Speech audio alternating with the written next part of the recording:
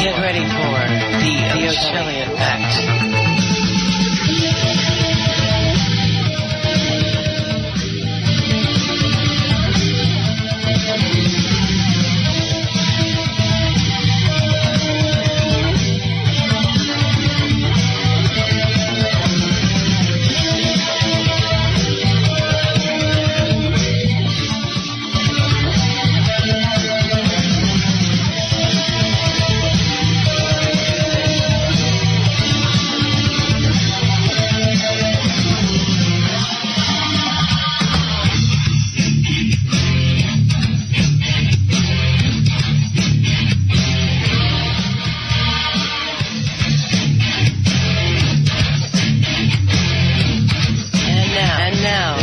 Most underrated voice in all media. The alternative's alternative. Chuck Ochelli. Indeed, it is the Ochelli Effect broadcast live to you. It is June 23rd, 2017, allegedly, according to the thing we call a calendar, if I read it right, that is. And, yes, it's Friar's Day night. So, we are not going to spend a lot of time on my commentary in the first couple of minutes here because I want to get right away to my first hour guest, who is the founder of goldenjackass.com. Now, that website might sound funny to some people who have not heard him on this show or who have not heard of him before, but there's an interesting story behind it. Go back and listen in the archives. Not going to cover that story tonight either. And in the second hour, we'll have Unique Lee with us. What are we going to talk about with Jim Willie tonight? Well, generally speaking, we talk gold, we talk silver, we talk money, we talk financial transactions, we talk exactly what's happening on a global scale and not the news that you get from the silly networks that come to you in the idiot box.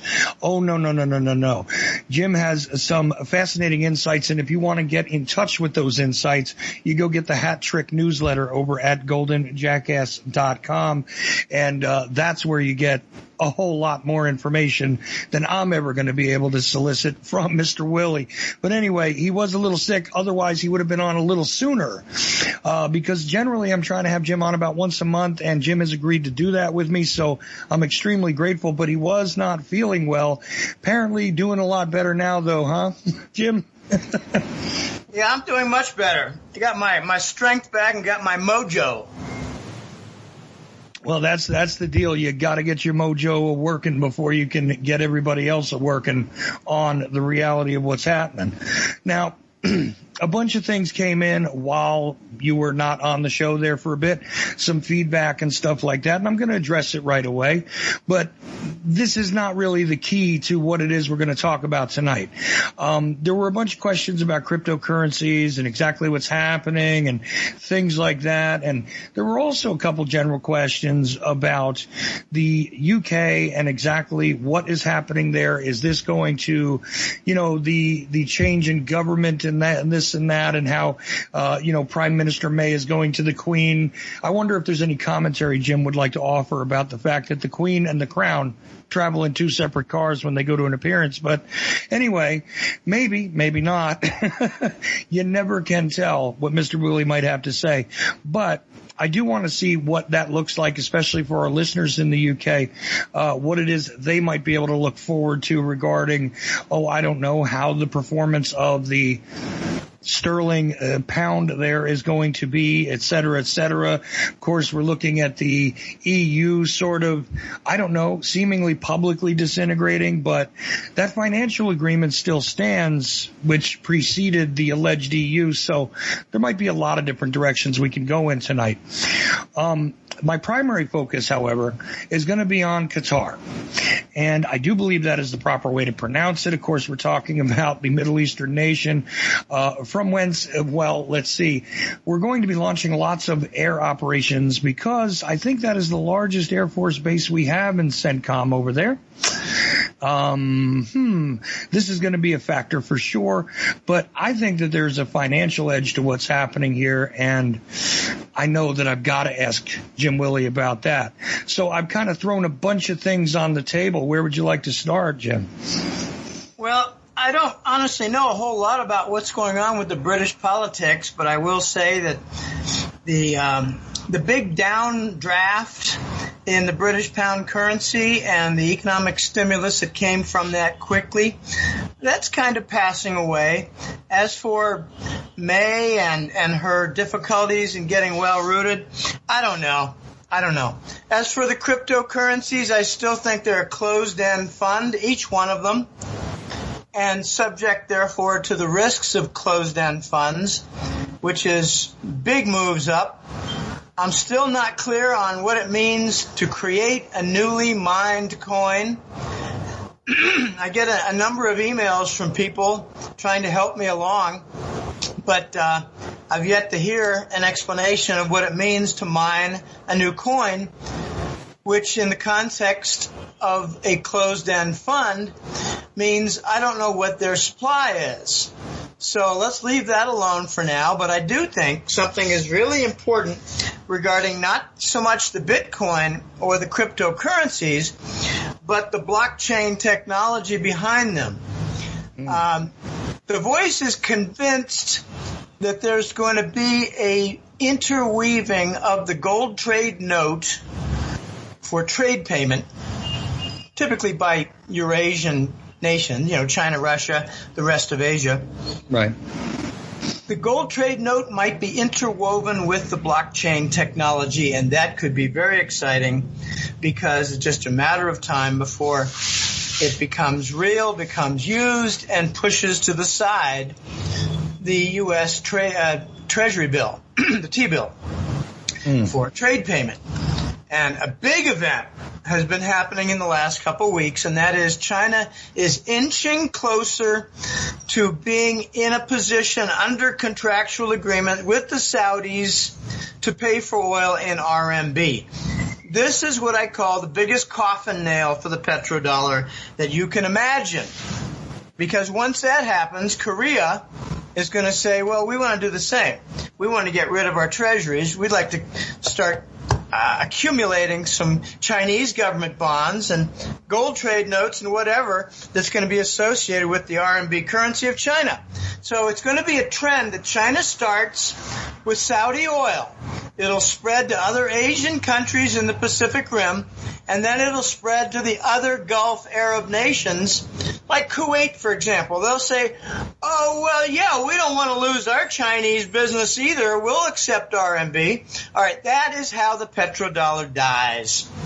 And if you don't think the incidents going on with Qatar, actually, the Arabs pronounce it Qatar. But I call it Qatar like you do. And I can call it whatever the heck I want. I'm going to call it Qatar, and the adjective is Qatari. Okay, so Qatar is fracturing in a loud form of like a silo full of grenades, the petrodollar. The division among the Gulf Arabs could not be worse than ever before.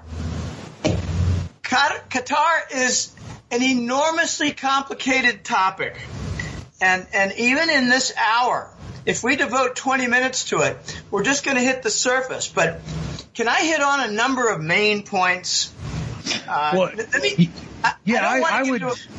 I would love for you to hit on those main points because I'll tell you, it is a confusing issue. I think it's got a lot to do with the fact that Qatar's resource-based distribution is more about natural gas than it is about the crude, right?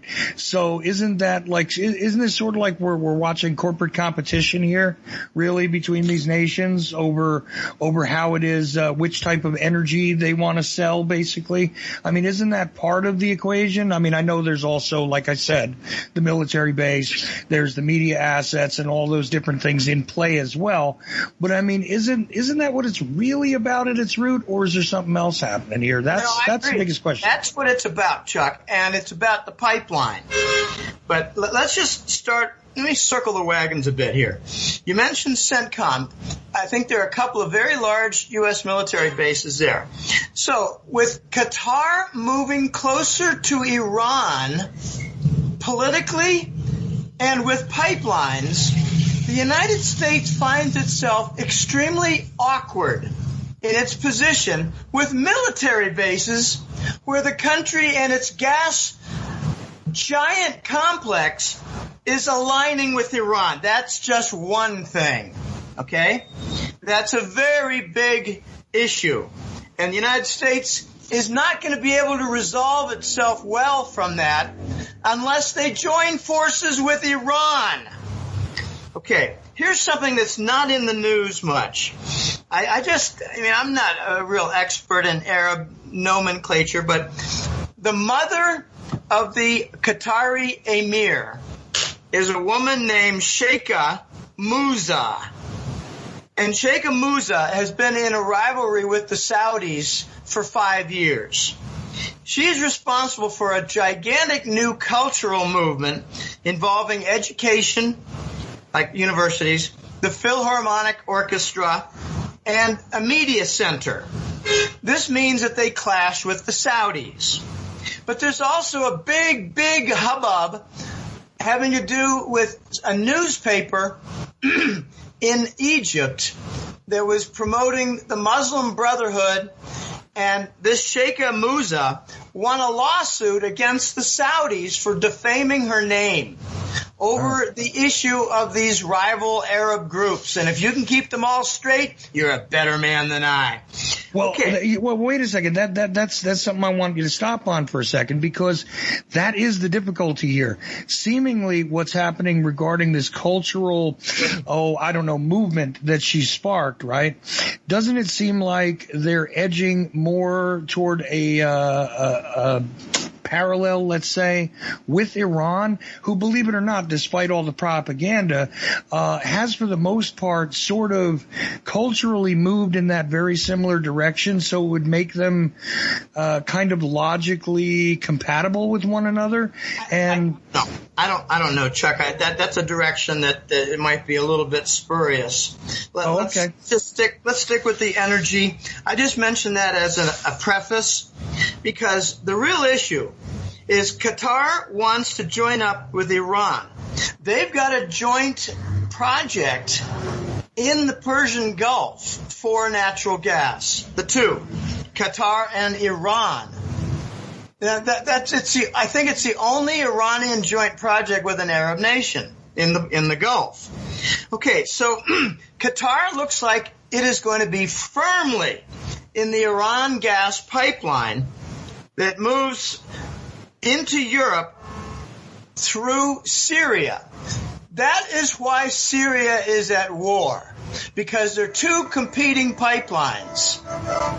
One is sponsored by the Saudis, and they used to be aligned with Qatar. It was called the Saudi-Qatar gas pipeline. Not anymore, because Qatar is aligning with Iran.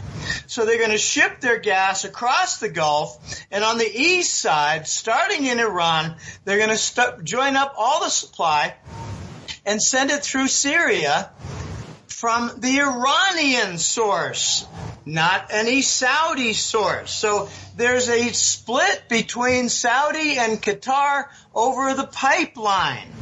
Now, never in the Western news do you ever hear about two competing gas pipelines planning to run through Syria. That's why the United States wants to destroy the entire nation. It's what we do. It's got nothing to do with Assad and we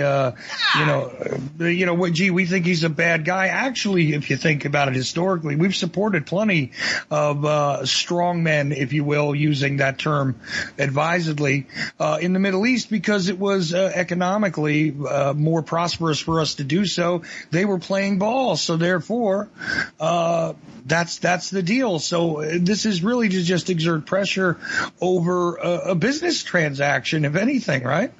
Well, yeah. I mean, the U.S. supported Saddam Hussein in in the Iran-Iraq war for 20 years. We sold him a lot of nerve gas. He used it, and that's why we went into Iraq, to go get the nerve gas that we sold. So, no, the world wouldn't see all the U.S. markings on it.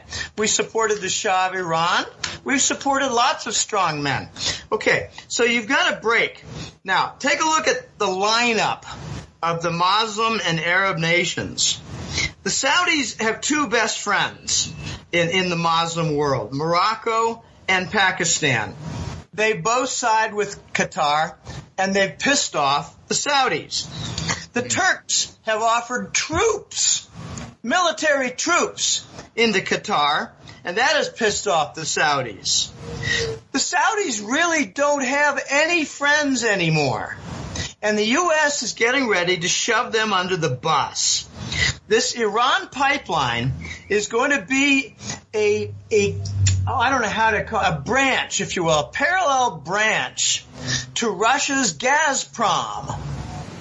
That pipeline system that the United States destroyed the nation of Ukraine over. It's what we do!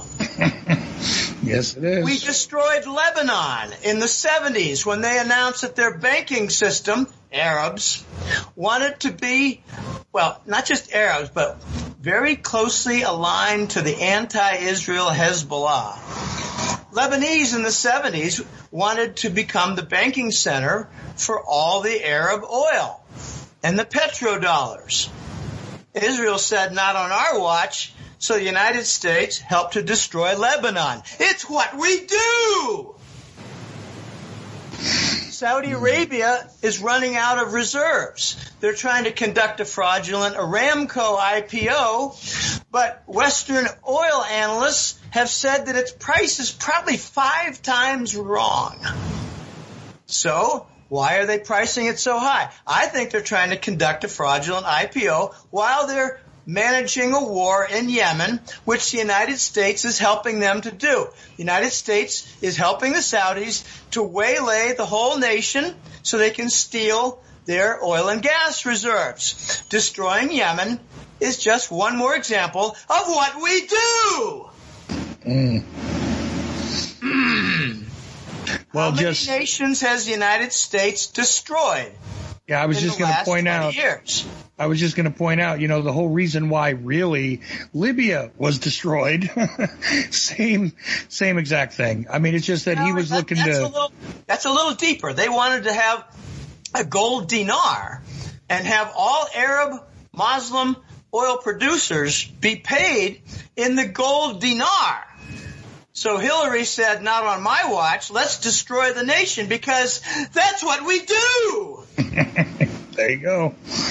Okay, so Saudi has no friends. Their split with Qatar has wrecked the Saudi-Qatar gas pipeline.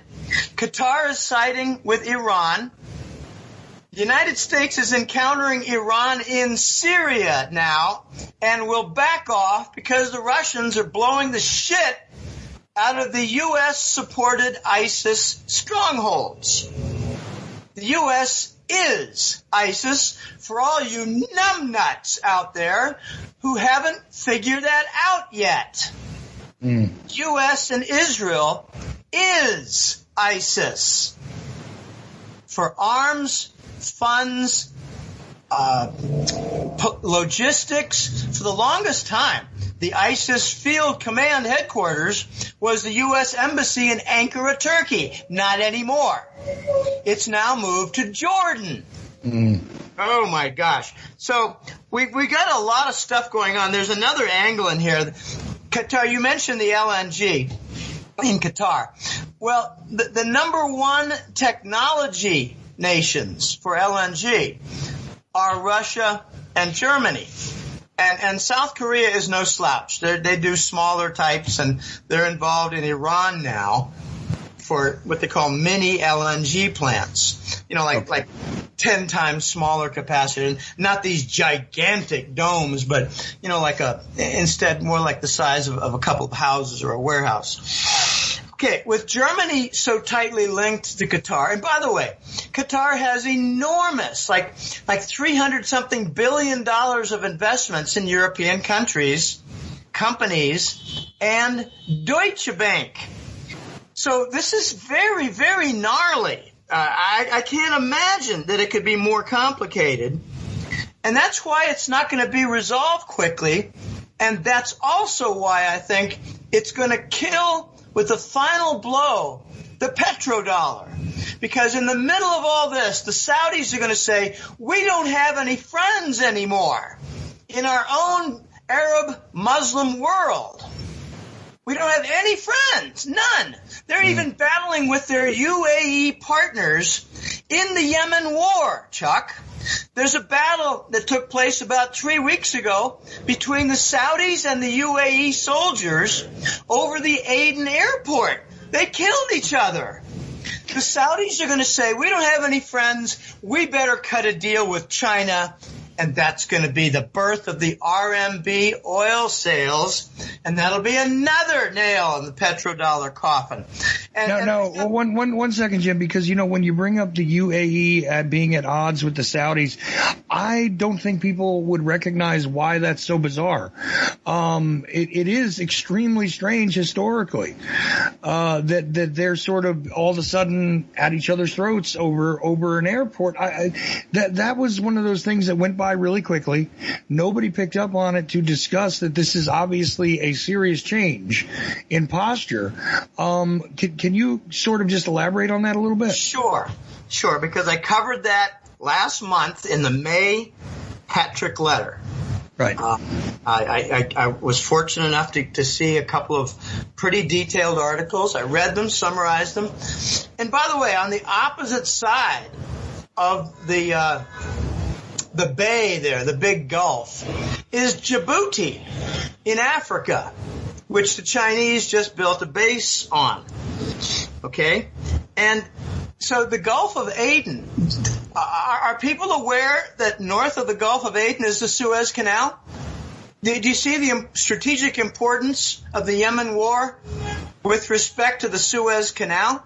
The Chinese put a big port facility on the African side, and the U.S. and Saudis are destroying the entire Yemen nation. It's what we do. Right. Okay, here's some of the details. The Saudis have a pretty big military in Arab terms. We made a deal with them.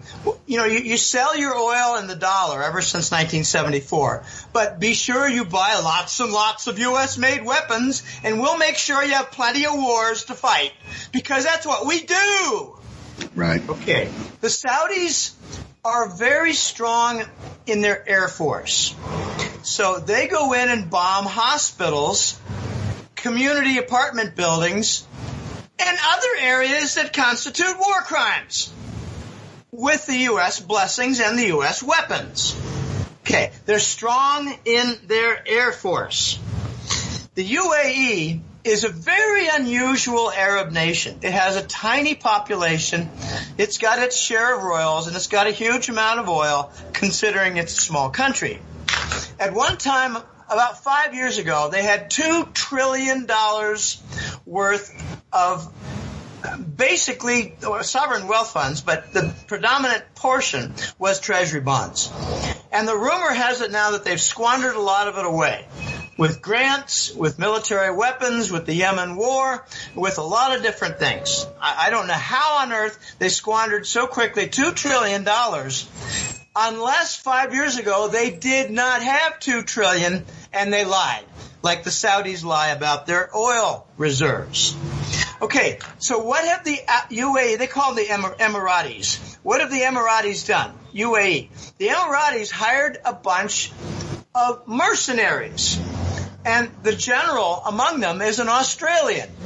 So my guess is the Australian mercenaries got tired of being told what to do by the Saudi ragheads, and they began to fight against each other, and they battled over control of the Aden airport because the Saudis wanted it as a strategic base, and the UAE didn't want to give it to them because they fought and won it. Very complicated, very ugly. And, I have a joke, Chuck, that I've been saying for 2 or 3 years. I made a forecast, I think it was about 2 years ago. There was an important OPEC meeting in Austria, Vienna. And by the way, the Arabs love to go to Austria. They go there even though they don't do anything because they got the best prostitutes in Europe. And the Arabs like that. They actually take showers, unlike back home, before sex. Because his prostitutes are lovely and they cost $1,000 a shot. I know this because I got contacts from Central Europe. Okay, so I made a forecast about 2 years ago that the Arabs were going to have an OPEC meeting in Austria like 2015, and they would accomplish nothing. My joke goes as follows. You put a bunch of Arabs in the same room, they cannot agree on the lunch menu or the color of their nameplates. And that's exactly what happened. They agreed on nothing. Back then, the big issue was the Saudis refused to cut back on oil output, which was interfering with any attempt to lift the oil price. Russia was watching this with laughter. Oh, my gosh. So that's some of the background. The Arabs and OPEC now have a dead cartel. They have dead alliances within the Gulf. And now all the nations, it appears, are banding around Qatar, opposing the Saudis, who already are opposed by Iran. And it looks like it's all the Gulf Arabs plus Iran are against Saudi. That's how it looks. Well, that kind of puts them in a position of almost being completely encircled because all they've got left is the disaster that is Iraq, really near them. And, they're supposedly in control themselves, but, check on it next week maybe, right? It's one of those situations.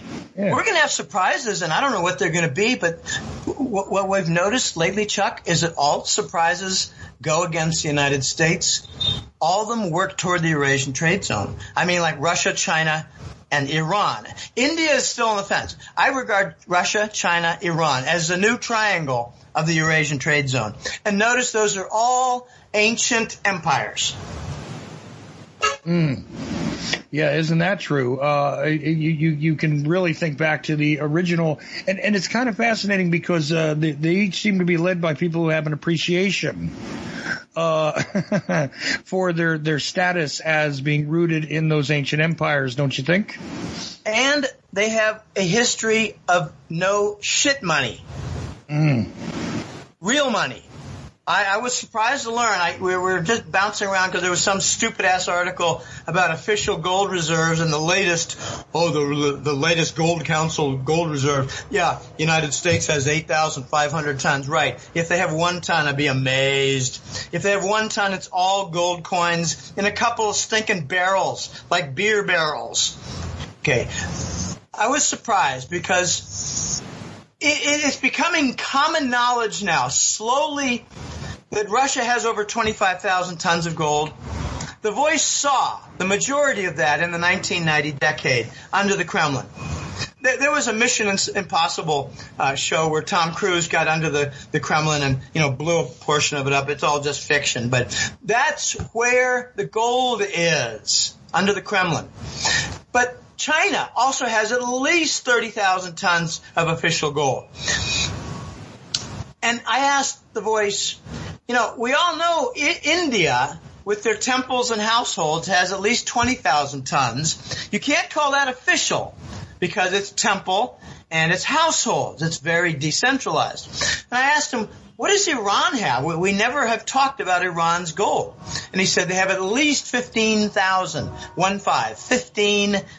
tons of gold.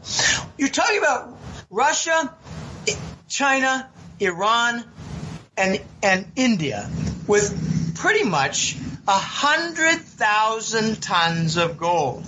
Do you think they're going to be pursuing the gold standard with all the corruption around the financial markets of the dollar basis? Do you think they're going to go to the gold standard with the corruption in the COMEX gold market? Do you think they're going to with the central bank and printing of money to cover $1 trillion annual deficit for the U.S. government? Hell yeah. In addition, I'm sorry. No problem, Jim. Take a second. It's okay. Clear. Take a sip of water. I'm ready. And but I get a little tickle in the throat, and it has to be placated. Yeah, you gotta clear it out. And speaking of clearing things out, what's interesting here is that when you talk about India, right, and we mentioned Pakistan a little while ago, culturally, they are very similar. When we're talking about, the household gold and all that stuff, I marveled at the fact that a lot of that stuff was actually of higher quality when they made it into jewelry and things years ago. They seem to have a glut of gold actually there. Now, that's not official, like you said, but it just seemed to be out among the population. Even in a nation that was, overall relatively poor, they had access to this. So I think that it's just simply one of those things that's there. It's a natural resource. Now, Pakistan, of course, the part of it that was broken off at one point, we could get into that history sometime, but not today. It kind of puts Pakistan in a weird position, though. I mean, I realize that, Pakistan is the Muslim part of it and India's broken off, for that reason and all that kind of stuff. But doesn't it put them in kind of a strange position considering who they're aligning themselves with now? Pakistan and India have put aside their long-standing conflicts and have both joined the SCO, the Shanghai Co-op Organization. It started largely with cultural exchange and information regarding security, and it's morphed. It's evolved into a counterbalancing force against NATO. It has 8 nations. It's Russia, China, former Soviet republics. Iran is going to be invited, and now India and Pakistan are part of it. I think that's very significant because that's like a high-level room of unity, whereas the other high-level rooms have to do with big-ass construction projects and non-dollar channels and platforms. There's a direction I'd like to go, Chuck, if you don't mind, and that's the German-U.S. conflict, because it ties into Qatar. It also involves gas pipelines, and I think it's going to rupture NATO. Really? Okay, well, I definitely want to hear about that because I have the suspicion that, that NATO is doomed regardless of the, political posturing that's been done recently about, maybe this one needs to pay and all. That's all nonsense. Let's talk about the real situation that really might be the death knell for that as well as the petrodollar, right? Yeah, well, NATO made a very big error in the last 15 years. And again, everything since 9/11 has turned to shit. Okay? 9/11 was the U.S. fascists taking control. Okay? I mean, if you don't understand that, you have no concept of what's going on in U.S. politics. You've got Democrat neocons like Obama, and you have Republican neocons like Bush Jr. Notice that Obama's foreign policy was identical to Bush II. Notice the same people in the State Department for Obama's administration as Bush II. They're neocons. Right. There are 2 political parties in the United States, the neocons and the populists. The neocons have approximately 80% of the Congress under their control, and that's why Trump can't not get much done. Okay, one of the grandest errors that NATO has made was pushing into Eastern Europe and surrounding Russia, claiming they're a threat, when the aggression is all on the NATO-U.S. side. We're placing missiles that go totally in contradiction, in violation of Russian NATO treaties. The U.S. and NATO has violated the treaties by putting ballistic missiles on Russia's border. These are direct treaty violations done by the neocons. Okay? They tried, I don't want to even get into the concept of bringing Russia into NATO. It's lunatic. No, but we could trace that all the way back to, you mentioned Bush too and Obama, but you could go back to Clinton on the initial moves that put these allegedly defensive missile systems that encircled Russia effectively all along their borders, and of course many people point out that these things can easily be reassembled, turned around into something that's offensive in a matter of hours. So it's kind of irrelevant to call them defensive systems, They're right? not defensive. They're offensive, and we call them defensive. Right. There's no conversion. They're offensive. Okay.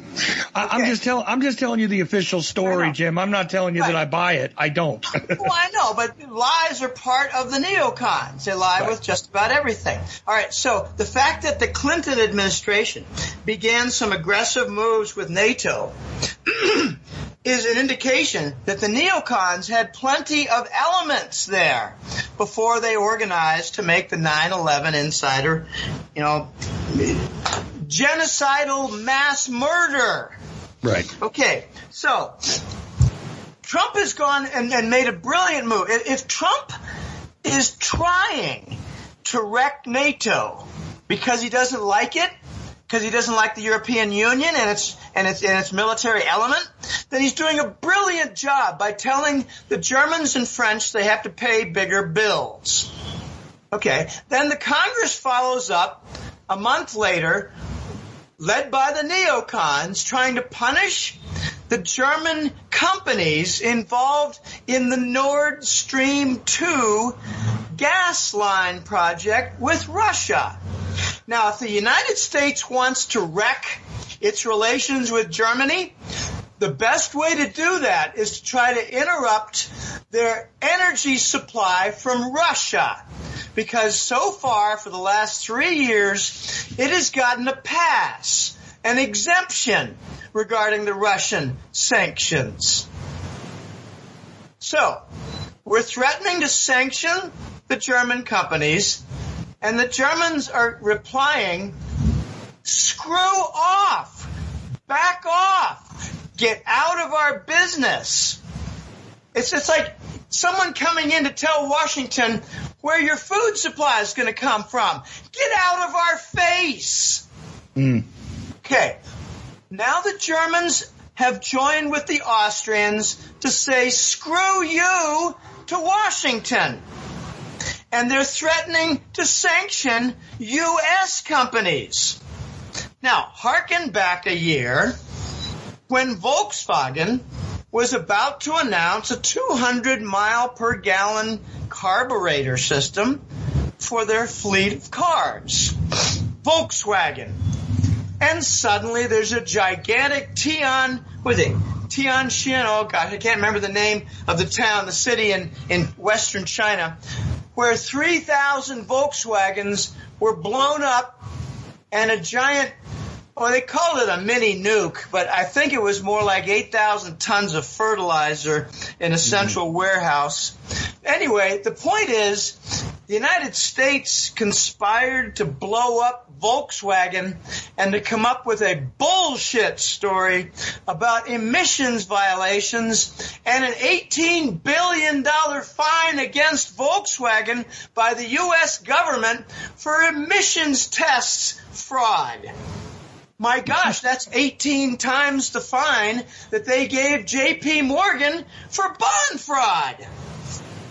Okay, so there's a trade war brewing between the U.S. and Germany.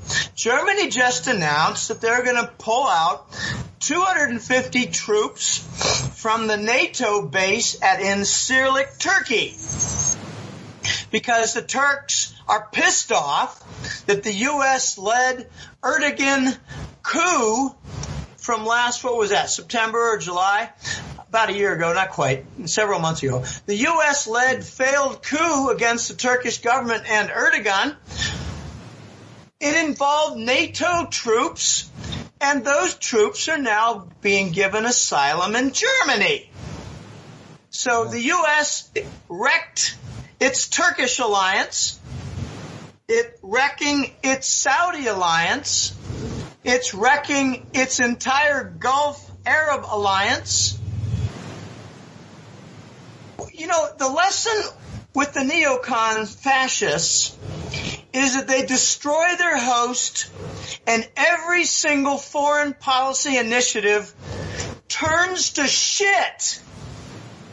Find one counterexample.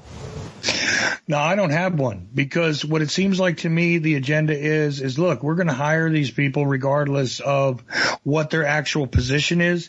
It's irrelevant. It doesn't matter how they treat their people. It doesn't matter how they conduct themselves, so long as they serve our purposes for a while. Once we're kind of done with them, we're done with them. And, you know, what do you do? What do you do with the assets once you're done with them? Well, you know, you toss them away. To Los Angeles like we did the Persian, the Shah of Iran. Well, there are 1,000 millionaires in Southern California from Iran. Oh, yeah. Well, and there's some interesting guys in Northern California, too, by the way, from that particular region. Just so you know. But I'm sure you already do. Well, I know they're all over California, but they love Los Angeles. Oh, certainly. The city of angels. I know a couple. Okay. Well. This German thing is going to blow up.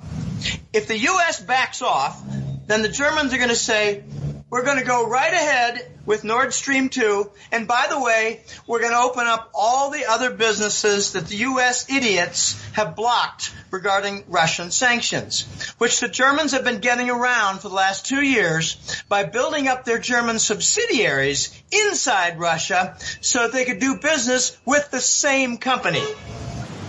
Oh. Okay, it's going to blow up. If we insist on being idiots and hold the hard line, as all neocons do, we're going to force the Germans to say, we've had enough of you. We're not going to really support NATO except in silly, flimsy, pro forma ways. And we're going to work full speed with Russia because that's where the future is. Now, I have a couple of clients. They're hardcore Germans. And they say, Jim, you don't understand the depth of delusion of the German people and the political structure. It's just loaded with pro-U.S. types, Langley types in their media. The CIA is running the German press. Does anybody know this? Now, I've never heard that statement made. I mean, are we talking about all of the German press or a particular faction within it? I mean, are we talking Der Spiegel here? Are we talking the television? What are we talking about? Magazines, newspaper, broadcast journalism, and radio. The whole thing. Did I leave anything out? The whole thing. Okay. No, just the checking. Whole thing. Okay. I have a friend here. His name is Doug. Really nice guy. I mean, I get together with him for dinner 3 or 4 times a year. Nice guy. We're in communication a lot. We talk about a lot of things. He gives me a phone call, and we just go on for half an hour. Anyway, Doug went on a what they call a canopy tour here in Costa Rica. It's a bunch of cable lines connecting platforms way up in the trees, like 20 feet off the ground. There's a cable. Okay, and that cable is connected 180 yards away, 180 meters away to another platform in a tree. And that's connected to another platform in a tree. So you got to get up to high ground. So you let gravity work, and you go for 15 platforms. And the last one is a huge thrill because you drop 30 meters and you go down 600-meter line. So, heart's in your mouth, you got to hit the brakes, and it's just a whole lot of fun. Anyway, Doug chatted up this one guy. It's usually a group of a dozen people, give or take. And there was a German guy there. And he asked the German, hey, I don't know, hey, what's going on in Germany? Doug's a very talkative guy. What's going on in Germany? So he got going and asked the guy, what do you do for work? And the guy was very honest. He said, I write fiction for the German press. And Doug said, what do you mean? Like story, like children's stories? No, fiction. I write fiction, and we call it the German press. I just make up stories, and I'm paid by the CIA. And everyone in my office is the same. We write fiction, and it's so much fun. We have creative writing, and we're allowed to do all kinds of things within certain bounds, but we make up all kinds of ridiculous stories. Like right now, we're making up stories about Russian complicity in Ukraine. So we're having great fun, and the West gobbles it up like dogs eating shit. Wow. The CIA is all over the German press, all over the German parliament, all over the Chancellery's office. The area that they're the weakest in is the parliament, the Bundestag. And that's where the hope lies. I keep saying to some of these German clients who are very smart, I mean, I got a very large contingent. I don't know what it is, but it's per capita, it's bigger than any other country in Europe, except for Britain. They're English speaking. I got more Germans than I do Swiss. I got more Germans than I have combined. France, Italy, Spain, Portugal, Greece. The Germans are all over the place. Anyway, they're telling me that the whole society is watered down. This has been going on for a generation. And they say we are a vassal state, just like Japan. We have in common that we lost the war to the United States, and the U.S. made sure they put in their controls. Their controls were enforced by the CIA. In Japan, it's a little different. We use the CIA and hire the Japanese mafia called the Yakuza to keep their bankers in line and occasionally kill one to keep their bankers in line. It's what we do. I tell you, the annals of history are not going to be favorable when they're writing the history of the United States in the last 20 or 30 years. Post-World War II, not favorable at all. The seeds of fascism are all in there. 9/11 was a coming out party, and the Patriot Act was a fascist manifesto. And it's being evident. It's being manifested all. I don't like that word. It's coming out and becoming evident in foreign policy everywhere you look. It's strong arms. It's the trade deals. Like the PPT, the Pacific. Oh gosh, I can't think of the Trans-Pacific Partnership. Yes, TPP, Trans-Pacific Partnership, and the Transatlantic Trade Partnership. Right. Those are fascist trade unions, and we're trying to sell them as, favorable to the workers. They're not. They're favorable to the corporations. Corporations will get control over patents, control over resolution of conflicts. All we do now is fascist implementations. And it's coming to an end, I think, as the petrodollar crashes.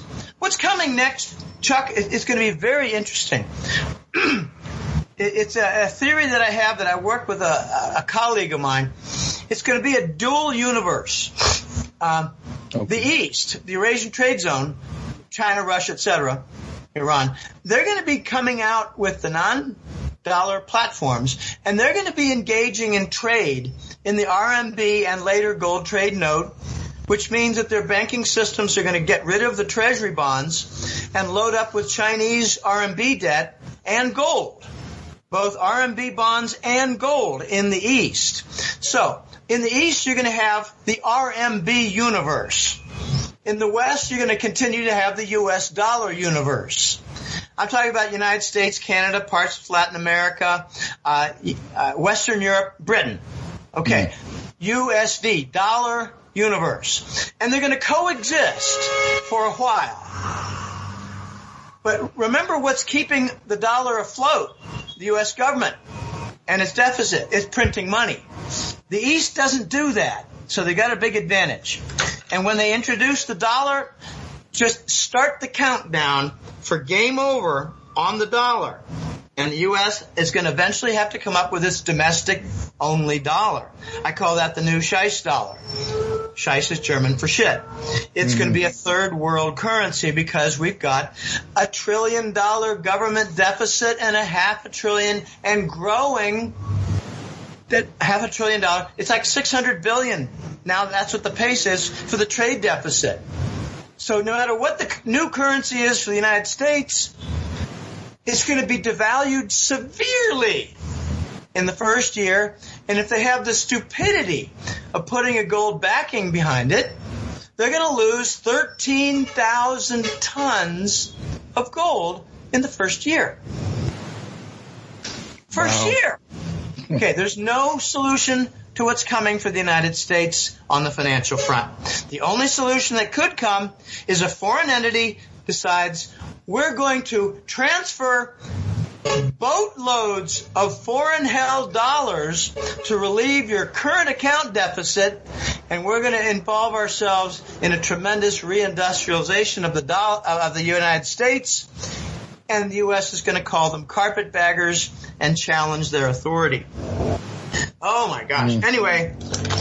And that's going to be a strange landscape because most of the reindustrialization will probably be via automation. You're talking about a lot of robotic jobs, so there go your jobs, by the way.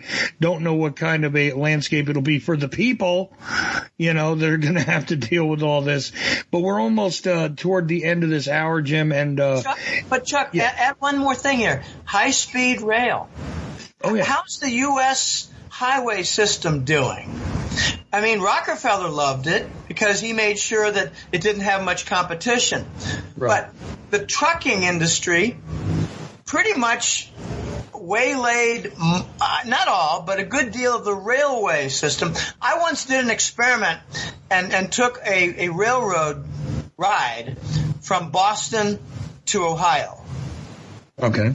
Never did it again. 20 hours. Okay? And there were long stretches where we were going 15 to 20 miles an hour. Okay. Never will I do it again. Okay. In China, I have a friend, a colleague on the Jackass crew, who visited 3 major Chinese cities a year and a half ago. And he said, Jim, some of the most impressive sights I have ever seen in my life. 20 side-by-side rails handling the urban traffic at rush hour. And going from city to city is the 250 mile an hour high-speed rails, some of them maglev, magnetic levitation.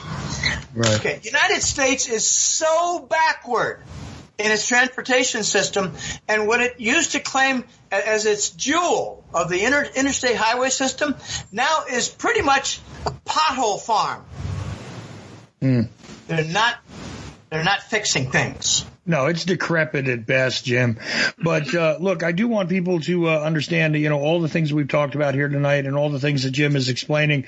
You can get a hell of a lot better view of it if you go over to goldenjackass.com, the Hat Trick newsletter, subscribe to it, and follow Jim's work that way. Is there anything you'd like to preview from the upcoming Hat Trick newsletter, Jim? Well, I'm discussing a lot about Qatar. I got a whole chapter on the new U.S.-German trade war. I have a forecast 2 years ago that Germany would flip east and it would be a big battle. Actually, 3 years ago, 2014. Germany will flip east. Big trade war. I think it just got a big push and a lit fuse. Not only that, but France just had a meeting. The new French leader who stole the election fair and square, Macron, he had a meeting with one of Putin's main economic ministers. I don't think he met with Putin. Might have met with Putin. I'm not sure. Macron. And they mentioned that they wanted to reestablish trade. Translate that to mean get rid of the trade sanctions against Russia. Okay, so Central Europe is moving east in its head turning for commerce because the United States is a wrecking ball. Everything they touch in foreign policy turns to shit. So I got a lot of things like that covered, but, you know, on the domestic front, we've not only got the student loans blowing up, we got car loans blowing up that are a perfect parallel with the subprime home loans from 2006 and 7. They're about to blow up. They're getting downgrades. They're seeing losses. The default rates are rising. They're gaining a lot of attention. And with the oil price dropping below 45, look for a whole new round of Wall Street losses in the energy sector. So these are some of the things I covered. It's 2 reports, Chuck. I'll mention them quickly. It's the Global Money War Report for high-level issues, the defense of the dollar. And the other one is the Gold and Currency Report, where I include the Eurasian Trade Zone elements and stories. So it's always rich. It used to be the petrodollar was dominant in that second report, Gold and Currency Report, but now the petrodollar is giving way to the Eurasian Trade Zone, and what is emerging, this is fascinating and a major point of Euroride. It's the Qatar, Iran, Russia gas cartel. Well, right, and there is so much more to find out. Again, go to goldenjackass.com and pick up the Hat Trick newsletter. Follow Jim Willie's work, because I guarantee you there are not many people out there who have even remotely the attitude and the information that Jim Willie has. So there you go. Thanks again, Mr. Willie. Well, it's a pleasure being on, and yes, I've got a bad attitude, and I'm going to keep it. Absolutely, my friend, and I wouldn't have you any other way. Stay tuned to the Ochelli Effect. We'll be right back after this.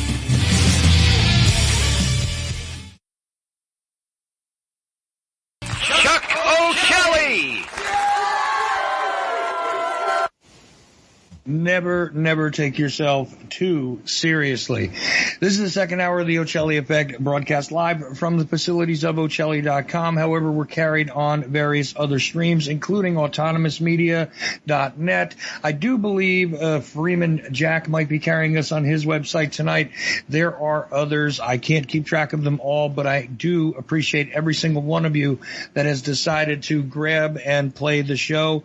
Also, very happy to be replayed on various networks. One of these days, once we get it all organized and straight, I'll be sure to give you a complete list, but always remember you can catch us on TuneIn. You can go to Ochelli.com and listen live and participate in the chat room, which is there 24 hours a day, regardless of whether there's a show going on. But of course, the show is only live 8 to 10 p.m. Eastern in the United States. That would be that time. Check it around the world to figure out what time it is, because I get too confused to explain it.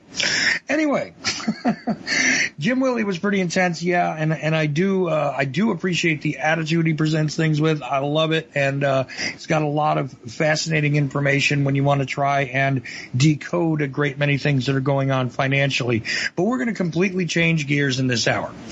I think it would be a great thing to end the week, actually, with Unique Lee, who has been on several times. Of course, Unique Lee does some interesting video work. He's done some radio before.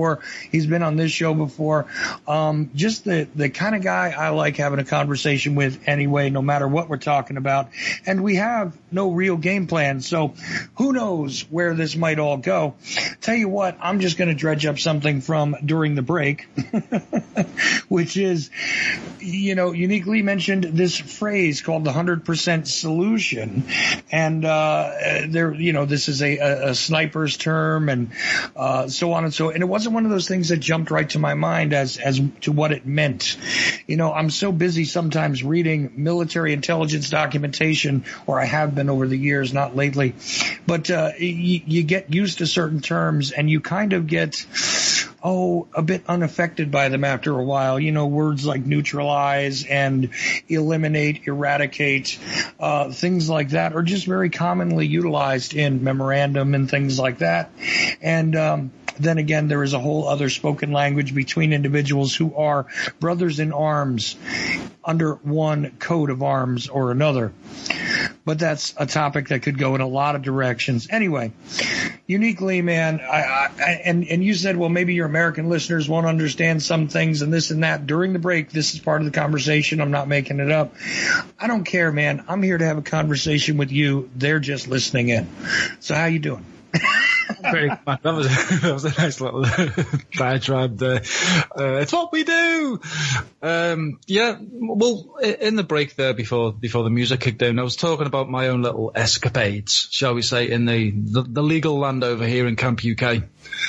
And one second. I think during the break we actually played a piece of your music. Tony, I hate to bother Tony. I'm sure he's busy with something, but let me bring my producer in real quick. Tony, didn't we just play something during the break there?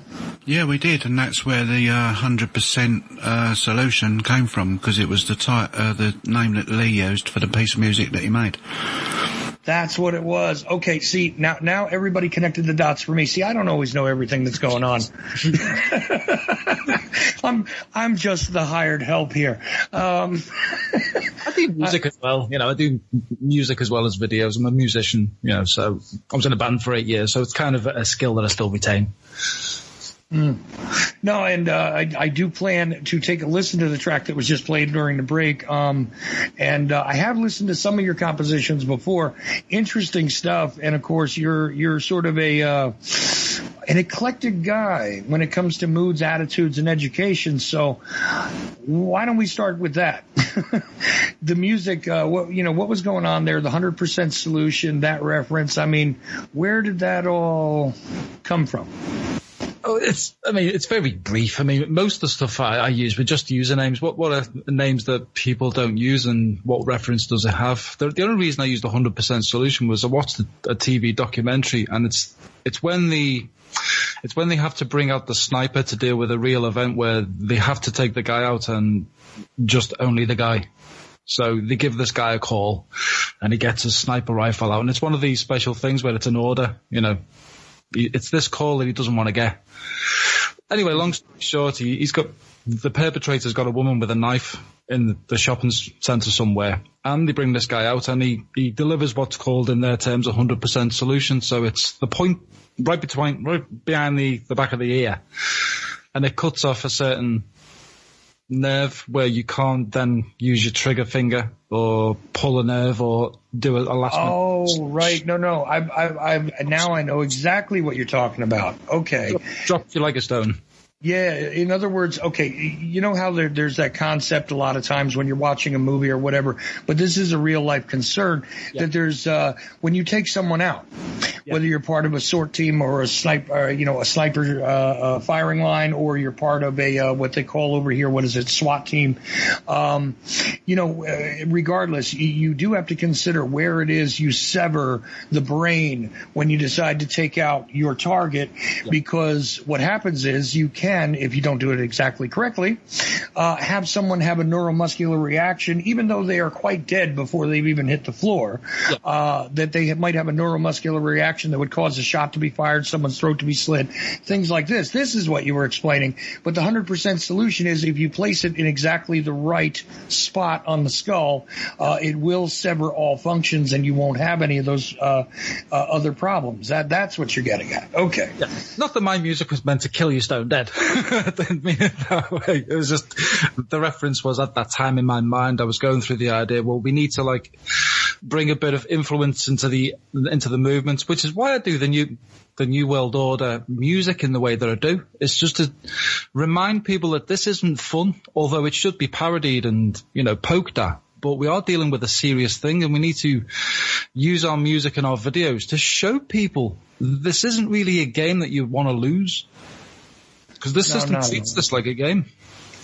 Well, not only that, but they also see us in a very dispassionate way as targets that are meant to be disposed of efficiently, as opposed to us making trouble, like resisting or causing them to have to change plans or anything like that. So they really do want the most efficient methodology to control, subjugate, and then of course eliminate anyone that is going to be an issue in the future.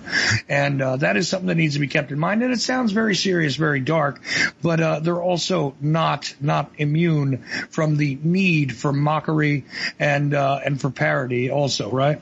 Yeah, absolutely. I am one for poking the nose and pulling the cheek with a lot of it, because it is so ridiculous. I mean, it's quite horrifying what they're planning to do, but if we all get together and start looking at the logical progression where this is heading, you just need to look at 1984. Your guest earlier on kind of mentioned the split between the dividing nations or allying, and it's a bit like Eurasia versus Oceania, isn't it? The way these NATO alliances are making it all like a block. Well, see, I find that fascinating, and even when I went on a national radio show one time, and they started to ask me these questions very specific about what was going on, politically, how is it I view the interactions between these different nations, and it just struck me at that point in time to start kind of parodying things that were said in either Brave New World or 1984, because to me, they are bookends. They go together. Yeah. And so I said, well, it's good that everybody's got their soma now, because they asked me about the drug issue. It's good everybody's got their soma now, and they've even actually created that. So that was brought to fruition after the fiction. But it doesn't matter, because we can reorder the history at any point in time anyway, and the truth is only what it is we told you last. So it doesn't matter if Eurasia's at war with us, or if there is no Eurasia, and we are in fact Oceania, or maybe we are Eurasia, or maybe we're possibly at war with Oceania. And I did this to the guy, and it was Clyde Lewis, the guy who hosts what do you call it, Ground Zero Radio, and he just was cracking up. And every time he went to me, he came at me with a serious question, and I just said, well, when you're part of the alpha set and then you're part of the beta set, I just kept doing it. And I'm not sure all of his listeners got the joke, but I think you would have thoroughly enjoyed it, Lee, if you had heard it that night. The thing is with that, what I like about Brave New World is there's another analog to it, and it's called The Island. It's a kind of it's more of a remake of Logan's Run, but it's got a bit of Brave New World, because it takes on the next class of genetically engineered humans. They're all Epsilon, Foxtrot, and Hilo. Oh, okay. So you've gone from Alpha, Beta, and Delta to now going to Echo, Foxtrot, Hilo. And these are all basically bioengineered in what's called an agnate, which is a pool, a birthing chamber, which I've seen in Lord of the Rings, I've seen in The Matrix, I've seen in so many films where you have this artificial watery birthing chamber where they just genetically engineer life. But they're all used in a surrogate way where it's designed to be used in a organ harvesting fashion, in a cosmetic way. So you're just designed for £5 million to then have an agnate duplicate of yourself for all of your healthcare. So you just take the flesh or take the organs of your agnate and pop them into you. Or use them as surrogate mothers. And it's a creepy film because it's nothing like Logan's Run. It really does follow more along the lines of the Brave New World and the caste system. And it's a whole ecclesiastical system. And this is the other problem we keep seeing with all these movies. There's a theocracy at the top of them all. No matter how dark and disturbing the dystopia is, there's a theocracy there. There's a deity. Well, what I find interesting, though, is that continuously what we see is not only through the literature and the motion pictures, they present us with ideas that seem, oh, wow, that's dystopian. That's a dark sort of view of the future. And then, lo and behold, these things come to fruition. Now, you're talking about genetic engineering. I'm sure you've read about the CRISPR technology and the designer babies in the past couple of years. I mean, 24andMe, and have you heard of an organization called 23andMe? Mm-hmm. The major gene editing thing for baby creation and what we call, negative eugenics. Yeah. Yeah, and they're building these databases with people volunteering supposedly so that they can learn their own history and stuff like that, which I find extremely nefarious. I'm not sure who's at the head of those corporations, but I'm willing to bet that there is investments from people that you really would not want prying into your genetic makeup if you were so educated to understand who's really digging into your genetic makeup. I suspect that. I don't have the solid proof in front of me, but what's interesting again is that Hollywood and the movie companies and the television companies and the people that seem to publish books, so on and so forth, endlessly present us with the future way ahead of schedule. Then they present us with something that seems to be innocuous that winds up creeping rather eerily toward the dystopian future. And then they normalize it so that, well, no, that's just the way it always was, kind of, you know. Yeah. I don't know how to explain that, but I bet you do. I think it's one of these things. It's a bit like the Bible, you know. But when people talk about language and script and code, I've always had the idea that if we follow a script and we imagine that this is a movie script and everyone plays their roles as predictably programmed to, so they give you the script and they give you the ending, which is revelation.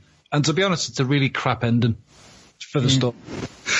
Now, if they are doing what I think they're doing and they're actually artificially creating that story to end that way.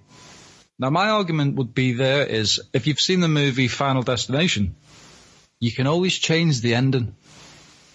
There's always an alternative ending to those movies, and that's what I like about using the analogy that you don't have to play this out to the bitter end of the script because it's a really crap ending. I think we can bypass the end because the end is a trap. Everyone who believes in the book of Revelation really needs to look at that and read it again because that's a trap. You're not going to get what you think you're going to get with that. I'm diversifying into Bible stuff here, but that's the analogy. It's a script that we're all being programmed through with movies to get us to a new age agenda, which is the beautiful, you know, the blissful. Everything's done for you. You can have all the time in the world just to be peaceful and not work, but that is not the reality you're going to have. It just isn't. See, now, I'm going to take this into a different direction because I am fascinated by the concepts like the Venus Project. Have you ever seen, the information on that?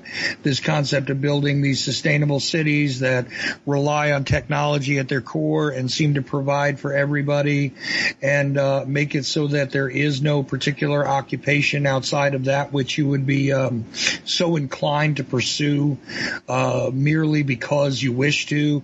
I like the idea, but at the same time I'm suspicious because it appears to me as though that just makes the controller of the situation a great bit more hidden by the benevolent pretense. What do you think of that? Well, when I looked into it, there was a few funders that I didn't quite like, namely the United Nations. Oh, okay. It was a bit like when I looked into 9/11, you know, when they built the one tower. It was funny because the Global Fund for Women was one of the main proprietors for the money to build it. Another United Nations organ. And the United Nations in and of itself. You see, yet again, everything being labeled with this benevolent sort of pretense to it. The idea that the United Nations would do what? Well, it would succeed the League of Nations in preventing us from going into global conflict, right? Because we'd have a place in which an open debate could be held and representatives from nations across the planet could come together and reason. Right? Seems in, on the face of it, Lee, a very, worthwhile pursuit, a very good organization, right? Not really the agenda. No, I mean, when I've done a few of the videos, I've tried to include in the slides some of the meetings when the United Nations created UNESCO, which is the United Nations Educational, Cultural, Scientific Organization. It's a specialized agency. In other words, it's got a special remit within the United Nations system. And it is a system. It's no different than any other legal system. You know, you got common law, you got the English Bill of Rights, you got the American US Constitution. They're yours.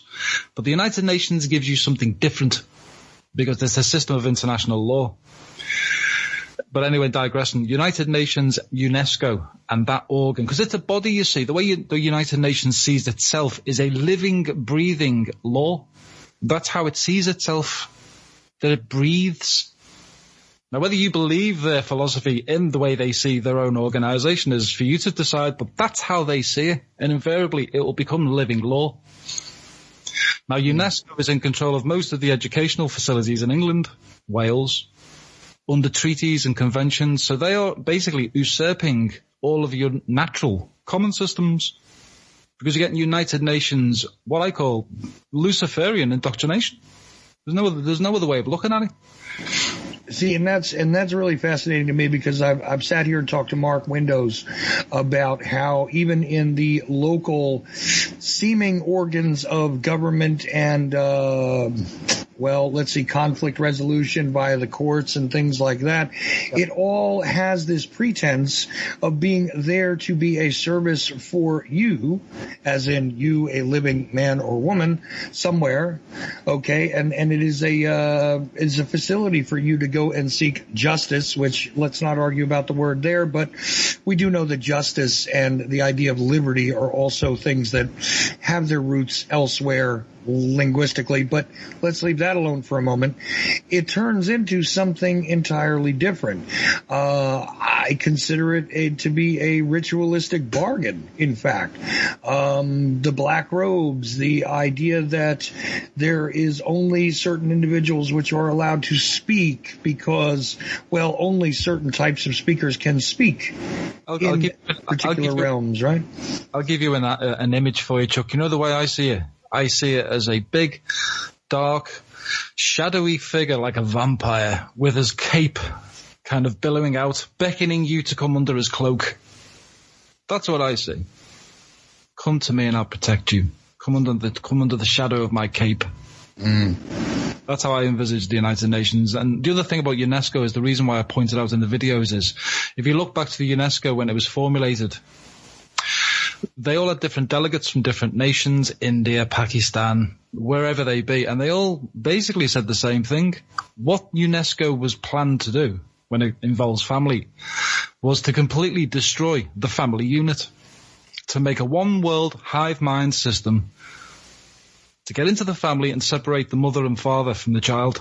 So you could get them early and remove the idea of warfare as early as possible, preferably preschool.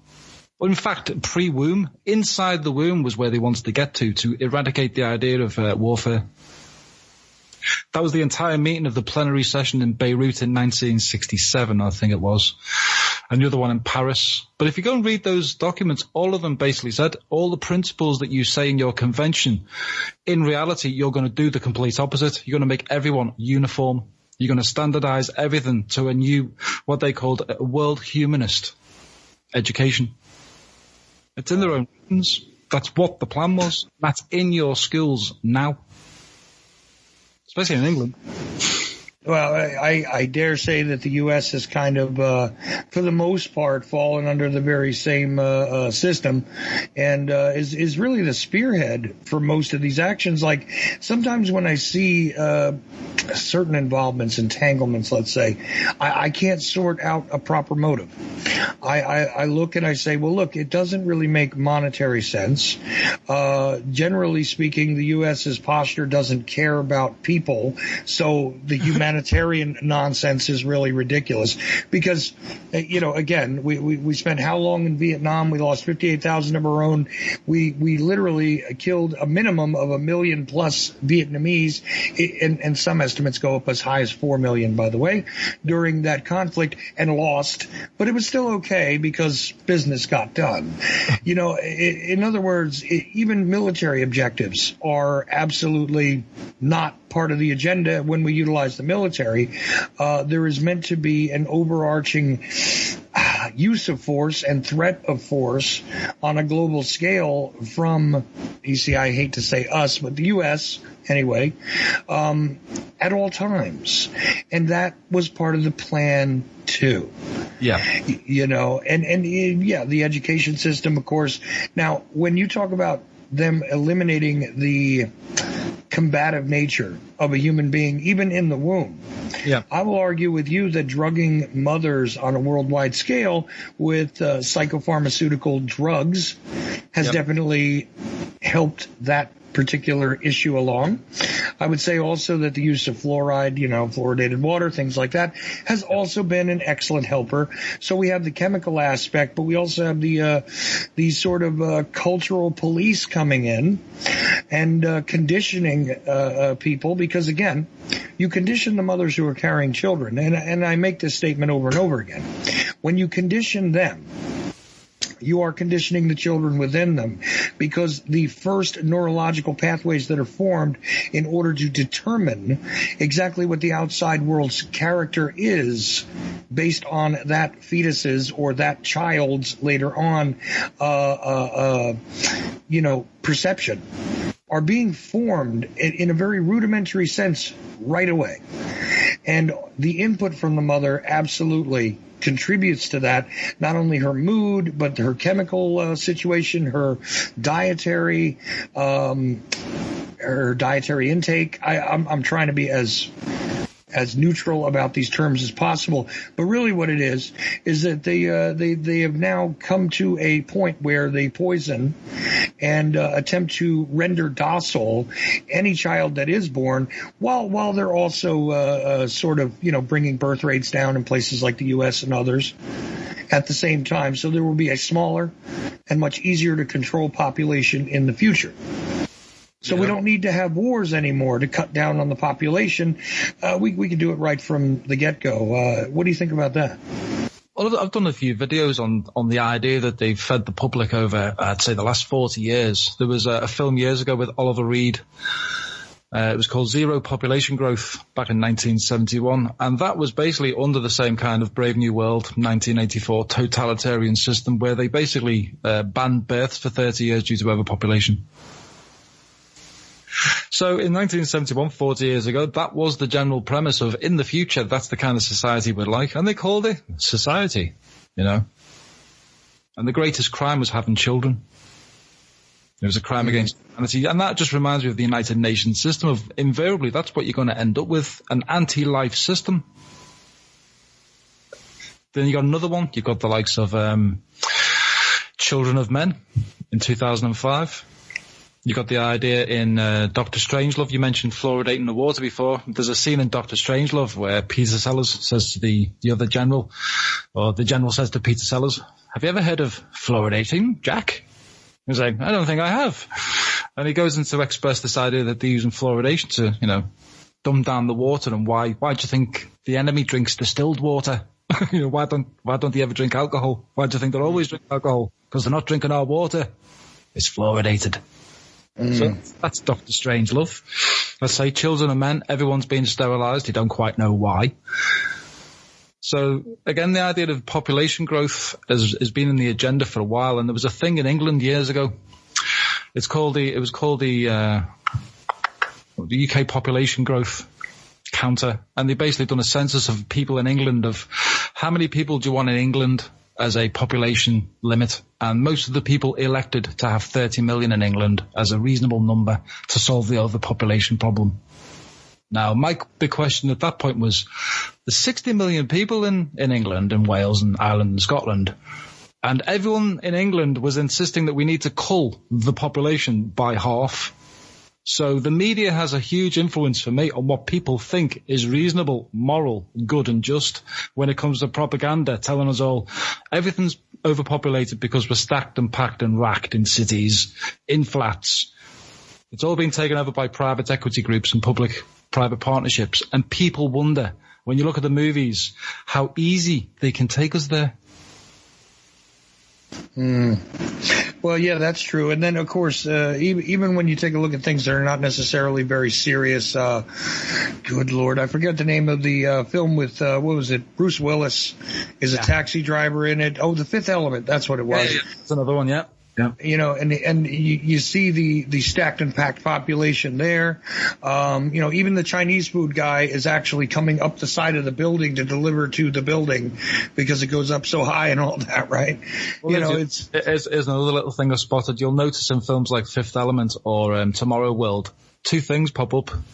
There's not many humans, but the corporations still exist. The McDonald's is the one out the window where all the women are kind of like MK Ultra narcissists, Hollywood, pink hair, hypersexualized. So McDonald's still exists, but humans don't. And in Tomorrow World is the same idea. Tesla's Elon Musk and his maglev systems in the future, but everyone else has been nuked. So it's curious how they place themselves into the future, but not us. Yeah, well, we're not really part of the plan, at least not the natural-born, free-thinking version anyway. The edited version may be available at some point, but you're never going to get the originals again. And it is interesting that when you take a look at a population like Camp UK there, the population density is not quite as advertised either. I find that fascinating. There's a lot of seemingly unutilized countryside, right? Yeah, people are, yes, indeed, stacked and packed into cities, which we talked about, part of this week about the tower fire and what's actually happening there. Of course, I talked about negligence, and I had to take a moment and get a little bit passionate about it. While trying to discuss this, and we had a bit of a laugh that the Queen and the Crown travel in separate cars. I mean, it's interesting. But it's all being sold to people as the reality, and meanwhile they don't know any better if they're stuck in the midst of it, because if all you see is that you're absolutely crowded into a place, you're going to believe that everywhere it's like that.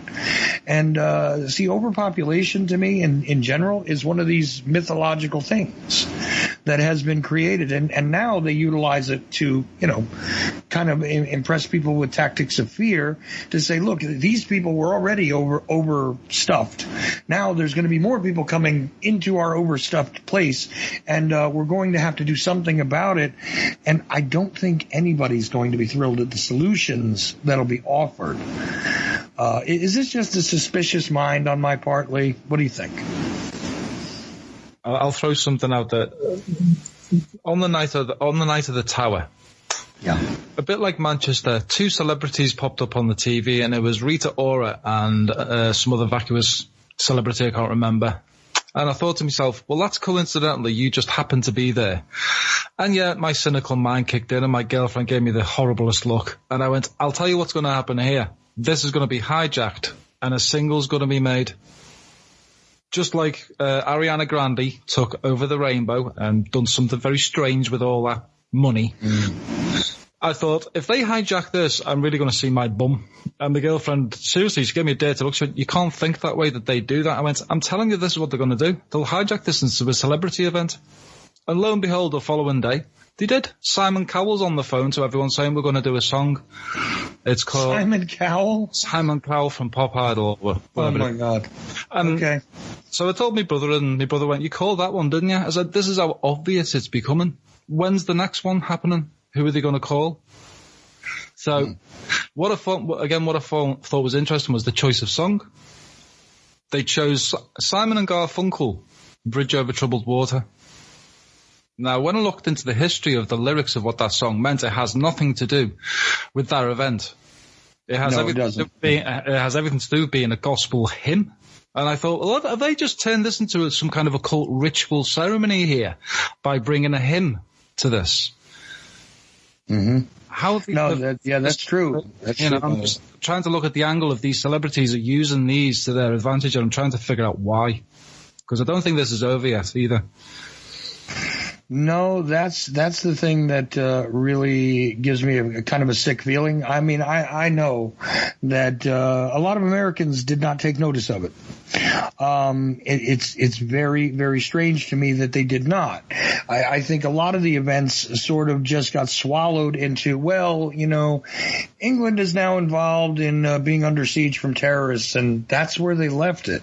Yeah. Because of the concert and the situation there on at London Bridge, and a couple other things that have happened, taking no notice of the other guy who's allegedly attacked Muslims because they're Muslims.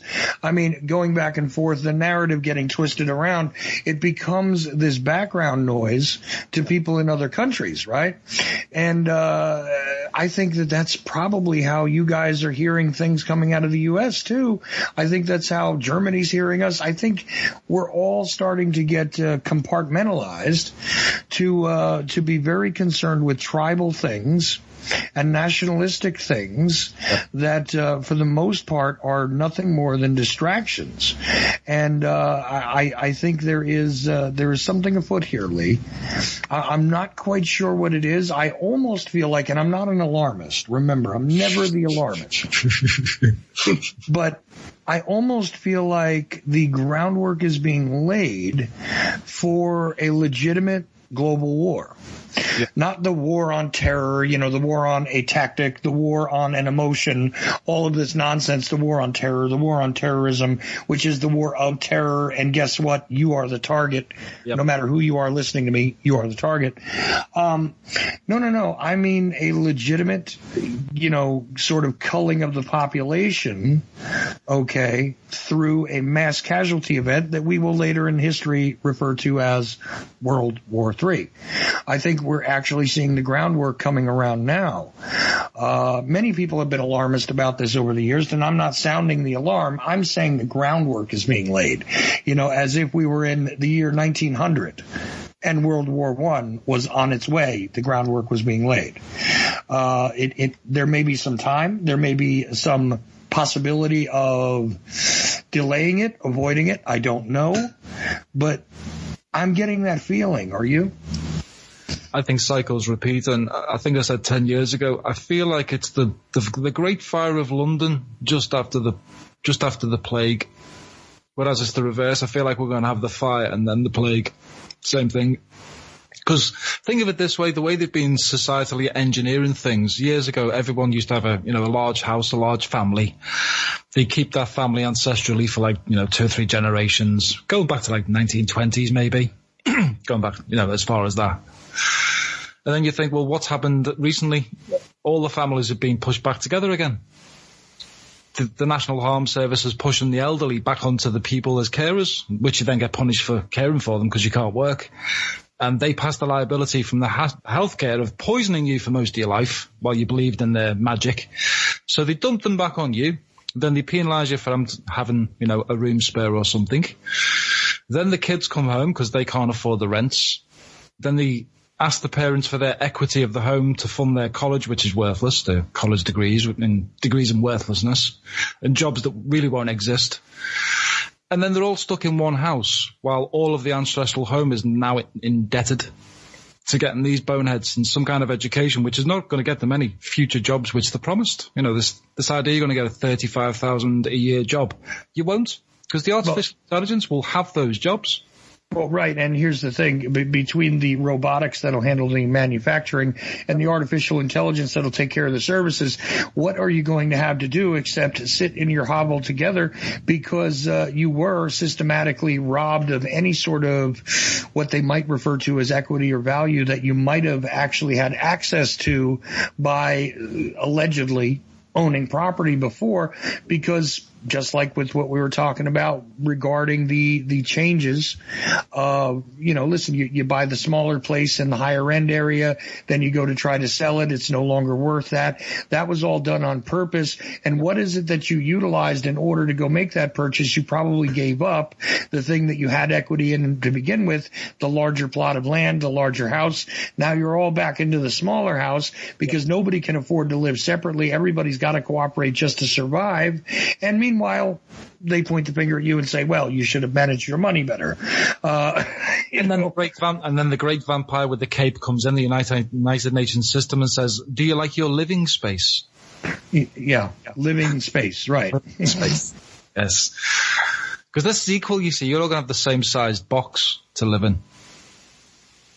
Yeah, but eventually it's going to be reduced to the size that they ordinarily dump you into the ground in, as opposed to something you can live in. It's not going to be living space. It's going to be dead space.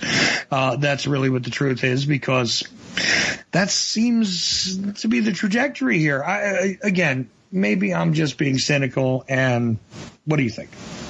No, we've been shouting this for years. I mean, I've been doing this since at least 97 when Tony Blair came into power over in Camp UK, and when he brought in new what I call new slave labour.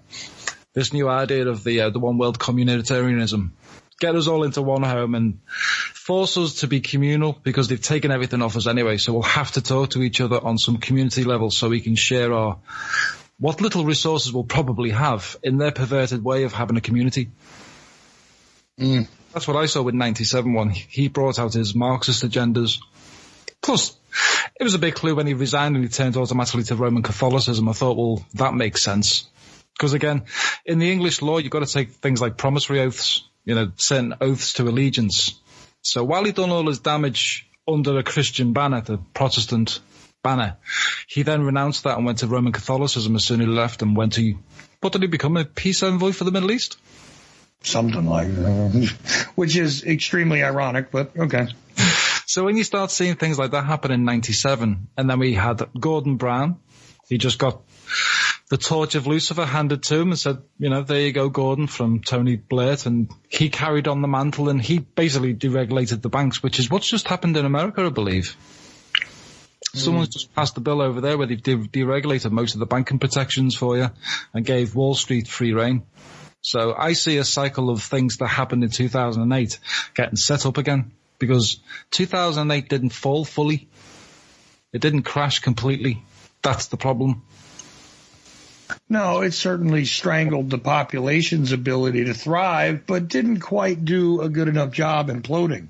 It stole the land. It was a big land grab. I mean, the other thing I want to just express, if I can quickly, is when people over in England hear words like recession, they really need to go and look at what the word means to them, because most of them politicians aren't talking to you when they address the TV.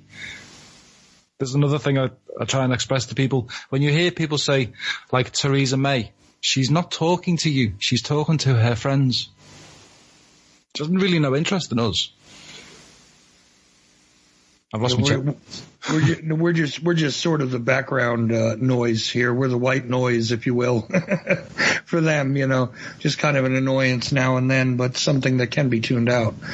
I agree. You've got to take oaths, and this is the whole point. When people start looking at what powers we've still got, there's not many left because the United Nations seems to be usurping all of them. And Tony Blair helped a lot of that in. Gordon Brown helped a lot of it in. And if we head for another bank crash, which I think we're heading for, when people look at the word recession, what it means is basically a ceding of land or property that was once lost. So in other words, it's a retaking of possessions.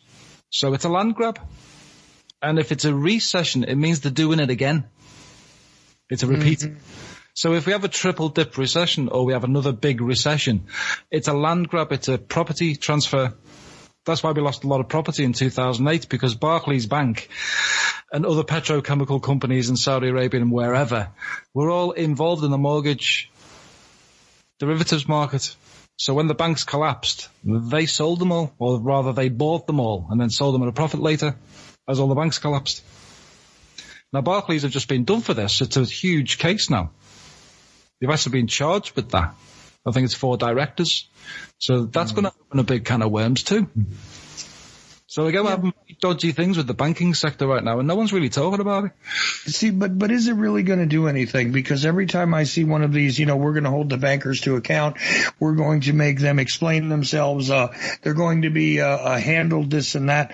They wind up really just having to pay a tax to somebody. Yeah. And business as usual continues. It doesn't matter how many people were destroyed, how many life savings lost, how many lives literally lost. It's all irrelevant. Here, just get on with paying your tribute to your bosses, really, or maybe just throw us a bone because you're the guys who actually control the money, depending on how you look at it. Hey, that's just the way things go. And it's interesting to me that at the very time when we're, subject to having to look at all of this political wrangling over all sorts of almost non-issues, most of the time, this is exactly when the greater financial agenda gets on with its business. And they deregulated stuff. Now people don't even have to tell you the truth when they're getting ready to rob you. There used to be kind of a rule where they'd have to reveal to you that, listen, you're taking a big risk, et cetera, et cetera. Yeah. But I think they threw 2 films at you, The Wolf of Wall Street and The Big Short. I think those 2 were the big clues of how they do it, because they throw that in your face. Oh, yeah, absolutely. And I mean, look, it's not like this is a new story either. I mean, it's something that we understood for a long time. This is allegedly why they, that's why Hillary didn't get elected. Kind of funny. Because, meanwhile, hey, there's Goldman Sachs people in there now. There's all kinds of money men in there now. Hey, I've got the head of Goldman Sachs right here. To be the head of Goldman Sachs, you got to be a smart guy. Yeah. I wonder who said that. Anyway, leave it alone. Back to it. It is at the end of the day the fact that no matter what they do, they can gamble all the time, and win or lose, they still walk away with virtually anything they wish. And if they have actually lost for a while, something seems to happen, reset it, and put the money back in their accounts anyway. And realistically, you and I, Lee, are not really playing in this game at all. We might be the chips in the casino, but we don't have a seat at the table, do we? No, I like to be the one who just walks around the table and sees what everyone's hand is. Well, I'd like to also, but most of the time, quite honestly, I can't get anywhere near somebody who's actually got the cards in their hand. Oh, at the table of professionals, I mean, if you go in there and start playing, you'll have 9 of them against you. So it's not a clever game to play either, the table. No, that's true. Not for an honest man. See, that's the thing. If you're a criminal, you might be able to thrive among other criminals if you can be bold enough, and if you can be innovative enough, and if you can be, sly enough, let's just say. You might be able to thrive among the other criminals. But what of us who wish to, exist, live our lives, not be destroyed by all this? What of all of us, Lee? I had this little thing I said years ago. It was like, when you pick a leader, the so-called prime sinister, and there you are with 3 manifestos, which are basically social contracts, the rules of how you and your society wish to be ruled. So you pick some character, you pick A, B, or C. And my analogy was, they probably sit there in their cabinet room, smoking a cigar and a brandy, looking at Pol Pot and Chairman Mao or Stalin and going, well, I reckon I can beat his record. I reckon I can 65. I reckon I can do 70. What do you think, John? In a room of psychopaths, I think that they actually think that way, that they see that these are records to beat to get greatness. And if it involves bringing Shiva back to life, a nuclear bomb, and see the light of the angel of death, I think they'd probably do that too, because they're that nuts. They've got some strange philosophies about them, and the United Nations is no different. Their spiritual oneness and the mantra they speak is basically Buddhic New Age, which, again, I'm probably too late in the evening for that one, but people need to look into Buddhism. It's not what you think that is either. And that's the United Nations spiritual philosophy based around Blavatsky, Luciferian philosophy. And that's permeating into everything we do. Skills. Especially skills. No, absolutely. Well, look, you got to indoctrinate them early, otherwise they won't be compliant later. The confusion that is given to them through the social engineering there is also part of the agenda, to make sure that nothing can be concisely understood, to make sure that there is no firm ground to stand on. Everything is questionable because everything is vaporous anyway. So, apathy is born. Now, I have one other interesting question for you, because I note this and I can't get anyone else in my country, seemingly, to be bothered by this. We have, ostensibly, civilian control over our military, okay? Now, you're saying to yourself, oh, no, we're going to go into politics. Wait, just wait. We have civilian control over our military. And the reason is that military objectives are not necessarily always in best line with the well-being of the population that they're supposed to be protecting and serving.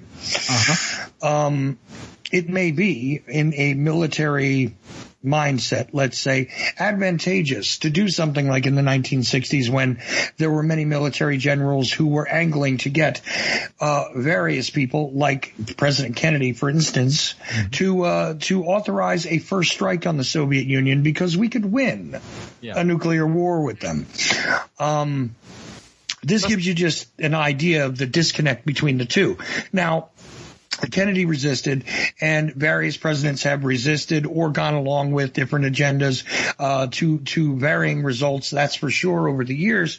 But we are currently in a situation where publicly it's stated that our alleged commander-in-chief has ceded decision-making powers to his generals. And no one in the U.S. is bothered by this. Now, I do remember that there was this movie some years ago where there was a military coup in the United States, and it was organized by a group of generals who disagreed and figured that the president was a weak sister and was not strong enough against the communists or whoever the enemy du jour was in the movie. Doesn't matter. The point is that this is a very dangerous thing. And I'm wondering if this is a trend. Are you seeing this elsewhere where the military is going to become an autonomous unit that has no civilian leash on it even? So the dogs of war are deciding who the enemy is. And quite honestly, even the best trained attack dogs in the world, I would not want to leave in the position of making decisions no matter what they were guarding. So, I am kind of alarmed by this, and I can't get anybody else to think that this is a problem. I want to hear your thoughts. Well, we had something happen over here. Back in 2005, I'm trying to find it, but I can't actually find it right now. But it was a Constitution minutes of evidence in the House of the Parliament, and it was a character called M. Dakars, Dakars. And what he basically said was, we've had a coup in the United Kingdom when the government, i.e. the Prime Minister and friends, took the army and privatized them, in other words, used them in a private capacity to invade, usurp, occupy, and put in coalition governments. He even says it, 2005, we've had a coup, because the government's using them privately in a private capacity, which basically makes every UK soldier a mercenary under the Army Act. So that's our problem. We've already had the coup. But people don't understand that because they think they have a democracy, which is why it's so easy to bring the military on the street on the Cobra mission when they have suspectful terrorist events. That's how quick they can get on your streets now. And people are willing it more. They're saying we need more army. We need to be safe. And the first thing that I noticed was after the London fire, I predicted, I said, here's where all the Muslims turn on the councils and start breaking things in councils just to make the councillors do something. That already happened as well. So they're using both people to get whatever weird agenda is through. And I'm still seriously considering that they're angling to get Jeremy Corbyn in for whatever reason, because Theresa May destroy their own manifesto, and it makes no sense. It's like a Japanese emperor falling on his own sword, and I have no idea why she's thrown it. Yeah. Why? Yeah, there is this interesting element of self-sabotage, but, and by the way, the name of that movie I was referencing was called 7 Days in May, in case anybody wanted to know. And I don't know if you've ever seen that one, Lee, but, you might want to take a look at it.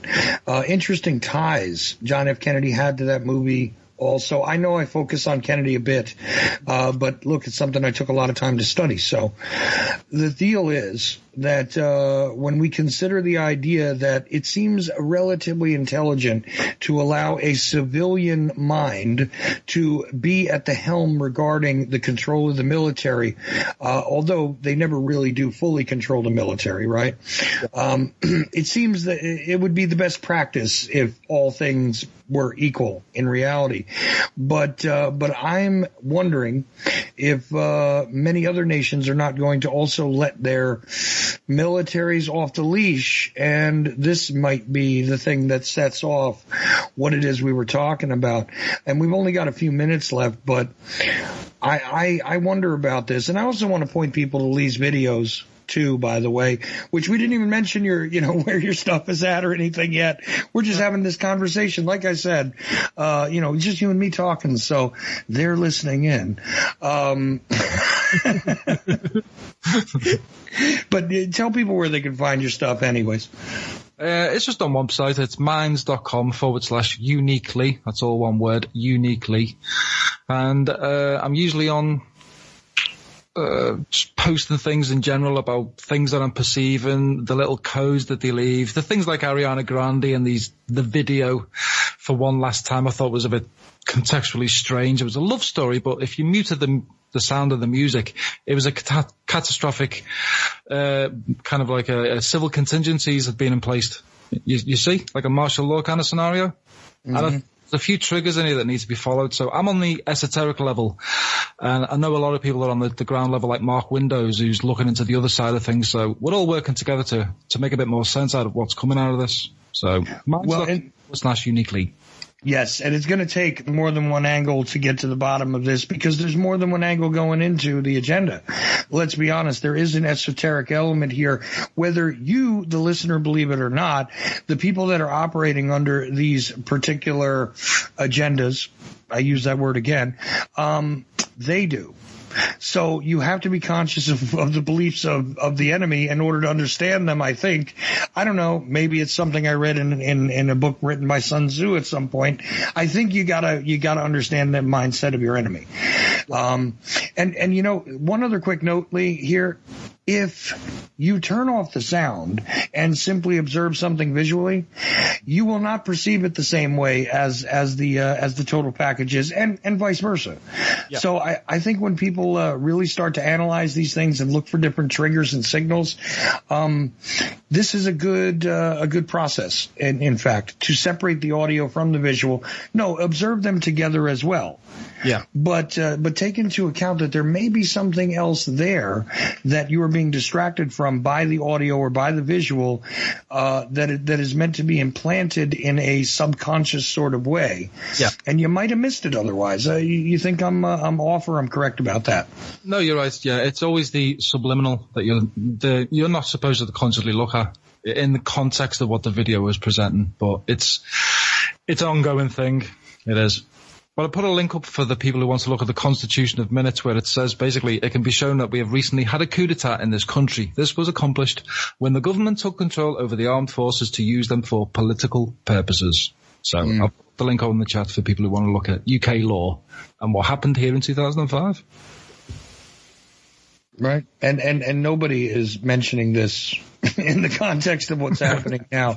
Of course, the fusion of the military, the police state, the political alleged powers that be, and all of these things coming together, seeming to coalesce to create something that is meant to protect the homeland, as we might say over here.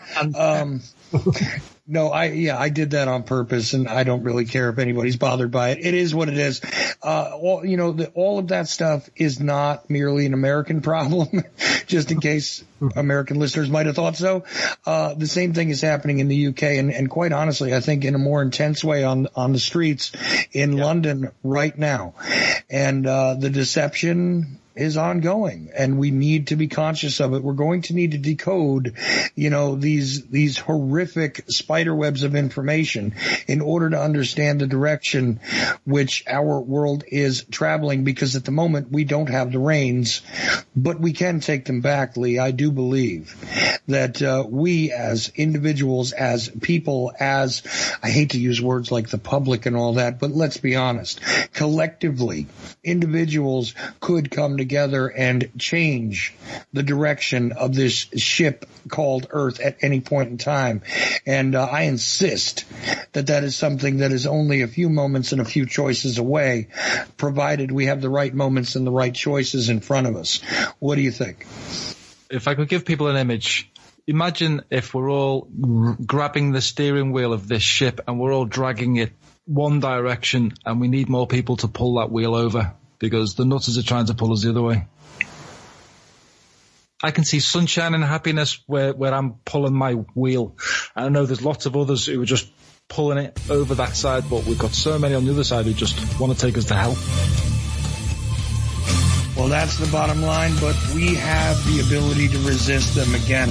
We are not powerless, not a single one of us. I want to thank you uniquely for joining me in the second hour. And I'm tripping over everything. Unique Lee for joining me in the second hour. And, of course, Jim Willie in the first hour. The Ochelli Effect is done with live shows for this week. But we will be back next week with some equally interesting material. Lee, I really appreciate you spending time with me tonight, brother. You're welcome. Anytime. And stay tuned to the stream. It is 24/7, so do appreciate you, Ochelli.com. We appreciate all input, donations, etc. Anything you'd like to lend to us for the time being is appreciated. Be well, no matter who you are and where you are. The Ochelli Effect, hosted by Chuck Ochelli, is quite simply the alternative's alternative.